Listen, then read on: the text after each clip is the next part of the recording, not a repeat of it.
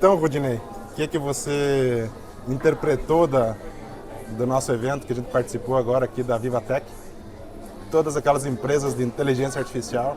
Você trouxe agora um relato para mim que realmente me surpreendeu, sendo que você é uma pessoa muito esclarecida, estudiosa e já usando inteligência artificial com profundidade. Queria que você explicasse para mim qual foi a tua percepção e inclusive da matéria que eu acabei de postar no LinkedIn. Ficou muito boa.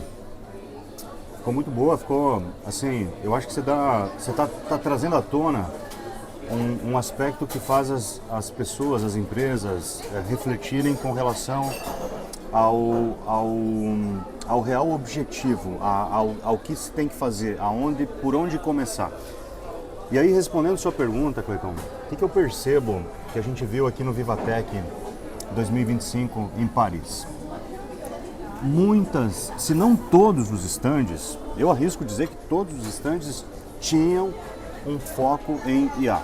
Né? Todos estavam trazendo algum tipo de novidade sobre inteligência artificial como produto final ou como meio, ou como ferramenta para que entregasse um produto final.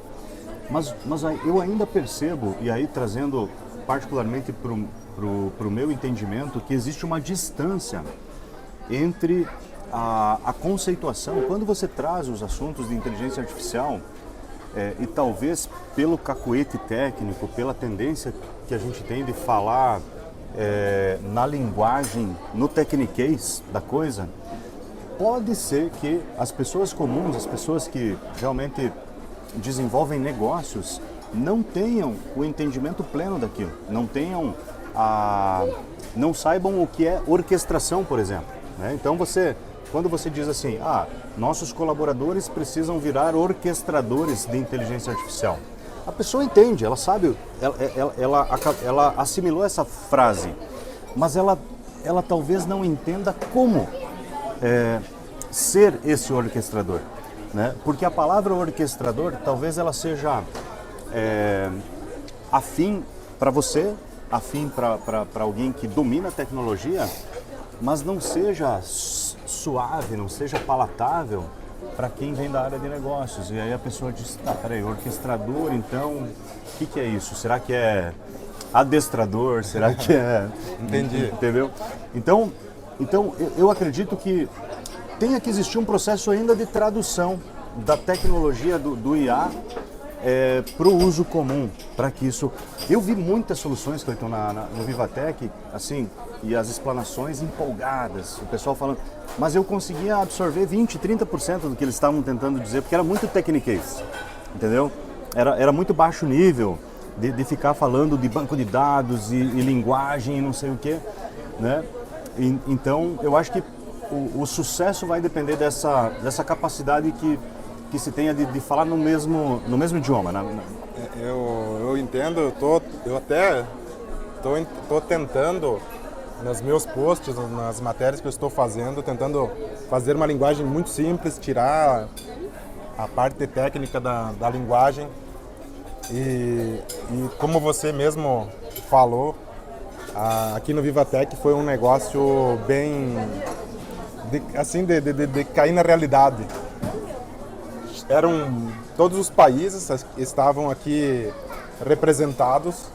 O Brasil tinha 40 startups representadas e para cada país tinha várias startups, pequenos estandes dentro de cada país com soluções praticamente soluções de software. Não tinha outra soluções de tecnologia, eu não vi outra, pelo menos. Ou pelo menos o que me chamou a atenção foi a parte de software. Mas os stands que você ia era software, pequenas soluções que resolviam problemas do dia a dia. E a maioria, se não 100% delas, soluções com viés de inteligência artificial. Exatamente. Num nível absurdo, de não ter uma solução que não tivesse inteligência artificial. Pelo menos eu não vi, eu não parei num stand que falar com alguém que não tinha inteligência artificial na solução dela.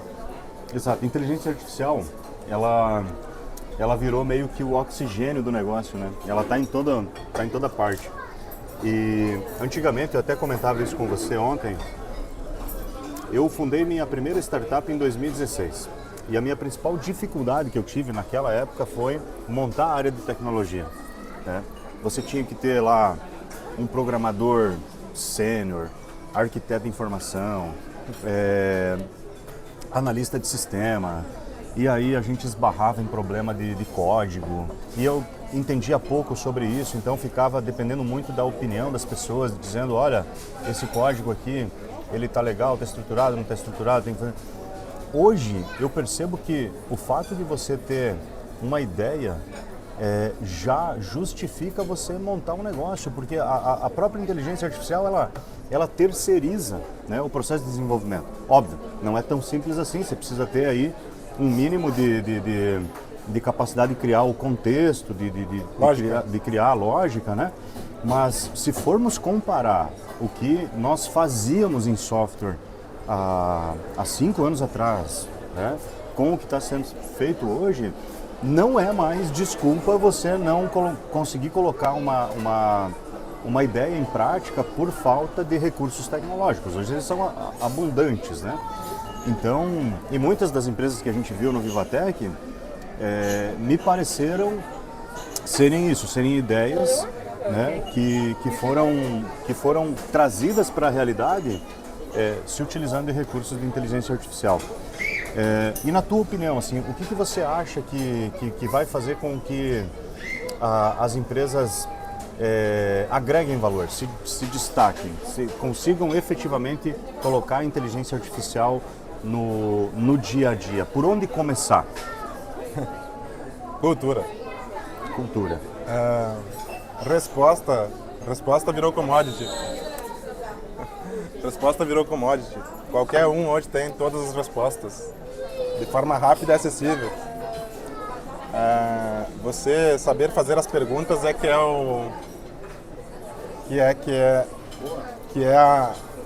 o que tem valor hoje é saber fazer pergunta, não saber responder.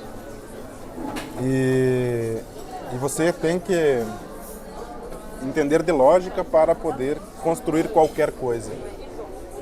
E eu acabei escrevendo algumas coisas no sentido da habilidade híbrida, de você ter conhecimento técnico e conhecimento de negócios. Quando você tem conhecimento de negócio ou conhecimento do negócio, você construir a lógica para resolver alguma coisa é muito simples, muito fácil. Você vai precisar desenvolver habilidade técnica para você conseguir construir uma solução. Então é o profissional do futuro, é o profissional que tem habilidade de conhecimento de negócio e vai ter que desenvolver a parte técnica. E o profissional que tem conhecimento técnico vai ter que desenvolver a parte de negócios. Esse é o novo normal. As empresas que ainda estão dormindo no ponto, por isso que eu estou, Valdir, martelando tanto nas minhas matérias de como que é o novo hoje, de como que devemos olhar para os negócios, olhar para nossas empresas, olhar para nossas profissões, para as nossas habilidades. É que temos que se transformar o quanto antes. Temos que se readaptar, se reinventar, parar um pouco para pensar sobre o nosso dia a dia, sobre o que é importante. Pessoas que ainda estão naquele fluxo contínuo, resolvendo o problema do dia a dia e não parou para entender que você precisa remodelar a forma como você está fazendo as coisas, com certeza você vai ter um atraso gigantesco de acompanhar essa evolução. Inclusive, postei uma matéria agora, que é essa que você acabou de ler, que justamente é isso, é você comparar pessoas, empresas, negócios que estão testando ferramentas, soluções, e pessoas e empresas, negócios que já entenderam que vão ter que remodelar a forma como que fazem as coisas, criar cultura, treinar pessoas, dar liberdade, pensar em ética, segurança e remodelar seu negócio. Eu tive um bom tempo de reflexão há um ano atrás sobre isso e me conscientizei da importância de tentar acompanhar o mais rápido possível a evolução tecnológica que estamos tendo agora. Existem formas de fazer de uma forma tranquila, modo de dizer, mas a principal coisa que eu tenho para falar sobre essa transformação é você investir nas pessoas, em treinamentos, em repensar a forma como estamos fazendo as coisas hoje. Tem que parar, entender o que está acontecendo, buscar profissionais, empresas para treinar a equipe, para reestruturar a forma como estamos fazendo. Não é uma ferramenta, não é uma ação que você vai fazer, é reestruturação completa de nossos negócios, nossas empresas, nossas carreiras, nossos objetivos. É cultural. É cultural. É cultural. Tem que trazer todo mundo para essa sistemática de uso. Eu vou te dar um exemplo aqui, tá?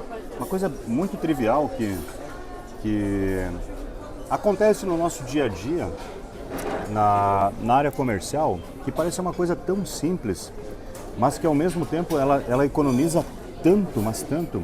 Vou te dar um exemplo. Nosso vendedor hoje, que está lá na ponta, que faz o atendimento de um cliente que vem de uma grande operadora, tá?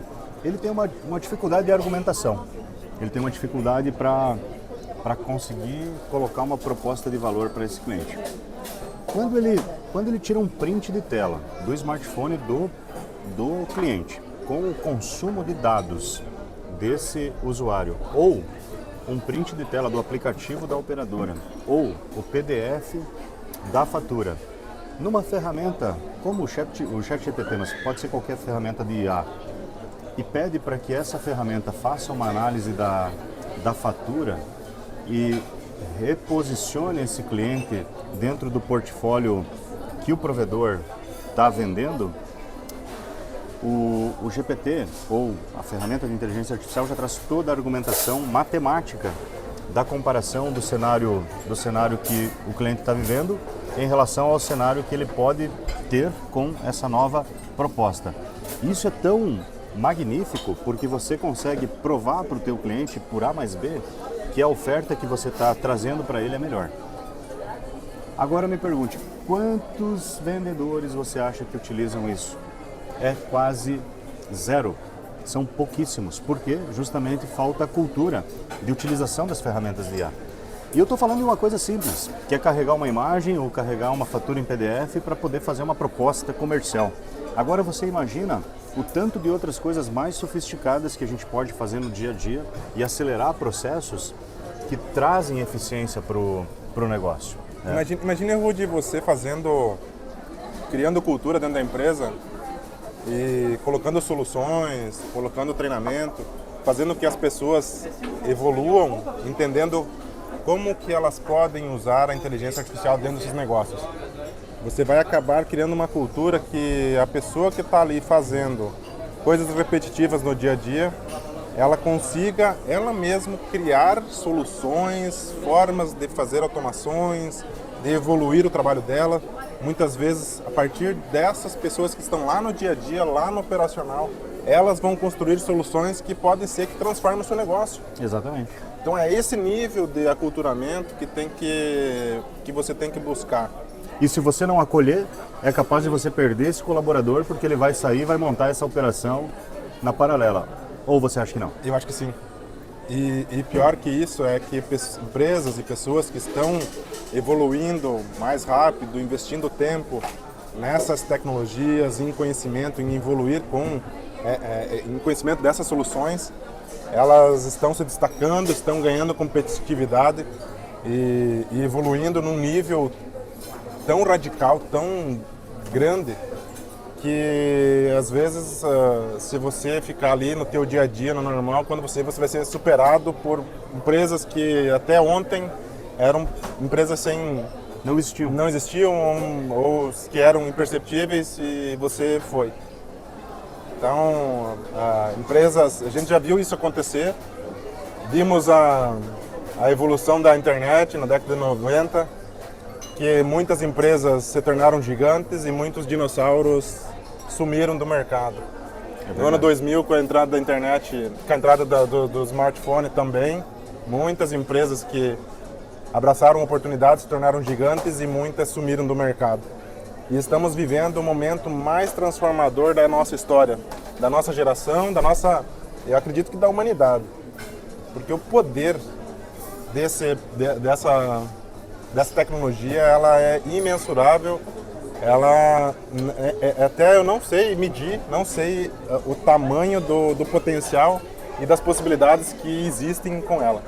Cada dia é uma coisa nova, cada dia é uma tecnologia nova, uma solução nova, uma evolução. É assustador. O que você está querendo dizer, aliás, o que você está dizendo é o seguinte: a inteligência artificial, ela tanto traz grandes oportunidades, como traz muitas ameaças. Muitas ameaças. Isso que é o que as pessoas enxergam de início. Inclusive, eu tive esse mesmo pensamento. Ameaça. Nossa, estou tão confortável, tá tão bom, meu negócio tá tão tranquilo. De repente aparece uma tecnologia que muda tudo. E você tem duas opções. Ou você sucumbir, ou você se adaptar e aproveitar as oportunidades que estão no início. Tudo passa. Tanto você aproveitar as oportunidades ou daqui a pouco minimizar riscos de sumir, tudo passa pela cultura, tudo passa pelo processo de você adotar isso como um modus operandi, né? Eu penso isso também, Cleiton. Tanto é que o meu conceito de operadora no futuro é uma operadora de IA que olha multi-redes. E ela te conecta em qualquer rede que você simplesmente esteja e você nem saiba, porque quem está fazendo essa conexão é a IA, que pode estar incluso nos teus $20 por mês lá da plataforma que você usa. Inclusive, essa é a tua palestra agora que você vai fazer na Dinamarca. Queria te dar os parabéns por estar assumindo esse grande desafio de fazer uma palestra em inglês, fora do país. Isso é amedrontador. Para você. Eu estou muito orgulhoso, acredito. Né? Obrigado. E quero me espelhar em você, quero um dia poder fazer uma palestra em inglês também, fora do país. Isso é satisfatório de estar podendo presenciar isso e a matéria, a forma como você montou ela com essa proposta inovadora de solução de mobilidade, é bem satisfatório de ver esse projeto sendo explanado fora do nosso país por um colega de cidade, de negócios, de parceria, de vida. Mas isso tudo graças a você, né? Porque começou lá em 2021, quando a gente começou todo o movimento de trazer mobilidade para os provedores de internet, de discutir alternativas, de buscar inovação. Então, sinta-se responsável por tudo isso que está acontecendo. Na hora dessa, a gente pode contar essa história bem no detalhe, né? Convidar o Santana junto para falar. Tem o pessoal da iniciativa lá, também dá para a gente pensar em montar um podcast só dessa história. É uma história longa. Com certeza, e muito bonito. Mas, joia, muito obrigado aí pela oportunidade de estar aqui contigo, conversando sobre isso, e espero que você possa trazer muita clareza nas tuas redes sociais aí sobre inteligência artificial. Eu já estou acompanhando um pouco do teu trabalho e acredito que o processo de cultura, então, começa nesses pequenos detalhes, né? Começa nessas pequenas traduções do dia a dia, em desmistificar o que parece ser tão inacessível, uma coisa mais palatável, mais... Sim. Como essa pizza aqui no dia a dia, né? Rudy, eu tô hoje... mudei meu foco. Eu estava até então CEO da XC Soft, até o fim do ano passado. E com essa grande mudança de tecnologia, eu fiz minha sucessão, o meu filho passou a assumir meu cargo da XC. E hoje ele está under 30, então convidaram ele para participar dos under 30, que são as... Da Forbes? Na Forbes, né? Empresários, CEOs com menos de 30. Fiquei até bem orgulhoso de ele estar participando disso. E eu saindo de dentro do operacional da XC, eu consegui focar em todos os outros negócios, todas as outras empresas, entender como que cada empresa está funcionando e principalmente com foco 100% em inteligência artificial. E hoje eu estou com vários projetos com inteligência artificial, principalmente um deles é criar soluções e aculturamento para empresas terem acesso à inteligência artificial, se posicionarem no mercado, se transformarem no mercado. Então, Rudy, hoje, por isso também que eu estou entrando com muita força agora no LinkedIn, trazendo matérias, trazendo ideias e visões que eu estou tendo no dia a dia de como que devemos, o que devemos prestar atenção, para onde devemos olhar, como que devemos refletir sobre como estamos fazendo as coisas, como estamos pensando no nosso dia a dia. Então acompanhem o meu LinkedIn, acompanhem o LinkedIn do Rudinei também. E vou também estar postando alguns conteúdos no TikTok, falando muito sobre esse assunto, falando cada dia mais sobre como que devemos evoluir e algumas dicas e também ferramentas, soluções. Eu quero ver se eu compartilho muito desse conhecimento, desse aprendizado que eu estou tendo no meu dia a dia. E sem tecniquez, né, Cleiton? E vou... Tipo isso, simples papo de boteco, né? Gostei desse formato aqui do Papinho do Boteco, comendo uma pizza, uma cerveja. É isso aí. Vai ter mais dessas aí. Valeu, pessoal. Abraço, Abraço, gente. até.